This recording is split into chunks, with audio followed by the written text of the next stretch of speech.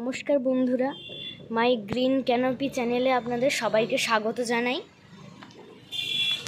এই যে আপনারা এই যে গাছটা দেখতে পাচ্ছেন, এই যে পাতাগুলো, এটা হচ্ছে মানি প্ল্যান্ট। আর এটা হচ্ছে লতিয়ে লতিয়ে চলে, এগুলো হচ্ছে তার শিকড়গুলো।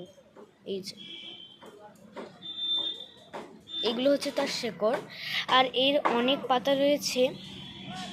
আচ্ছা, এই গাছটার বৈশিষ্ট্য এবং এর কিছু কাজ আপনাদের বলে দিচ্ছি। এর বৈশিষ্ট্য হচ্ছে, এই গাছ যদি আপনি ঘরে লাগান তাহলে আপনার আর্থিক সুবিধা খুব হবে।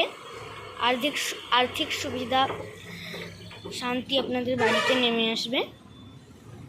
এই যে পাতাগুলো, তো এই গাছটার নাম হচ্ছে মানি প্ল্যান্ট। এই গাছটা হচ্ছে মাটি ভরাট করে রাখতে হবে, মাটি কমে গেলেই হচ্ছে মাটি ভরাট করে রাখতে হবে। এই যে, আর সব সময় ছাদে লাগানো যাবে না, এটাকে হচ্ছে জানলায় লাগাতে হবে। জানলায় এটাকে লাগাতে হবে। আর প্রত্যেক দিন স্প্রে করে রাখতে হবে। সপ্তাহে একদিন অন্তর হচ্ছে এই মাটিতে জল দিতে হবে। এই যে পাতাগুলো কত বড় হয়েছে দেখেছেন? এই গাছটাকে এমন একটা জায়গায়, জানলার এমন একটা জায়গায় রাখতে হবে যাতে সূর্যালোকের সরাসরি হচ্ছে পাতাটায় যেন সূর্যের আলোটা এসে পৌঁছায়। এই যে শেকড় জল শুষে নেয়, যে শেকড়।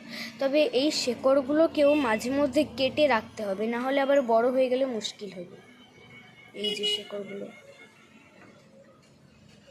মাঝে মধ্যে কেটে রাখলে কি হয় না, গাছের জল শোষণ করতে বেশ সুবিধে হয়। এই যে মাঝে মধ্যে বড় হয়ে গেলে কেটে রাখবেন।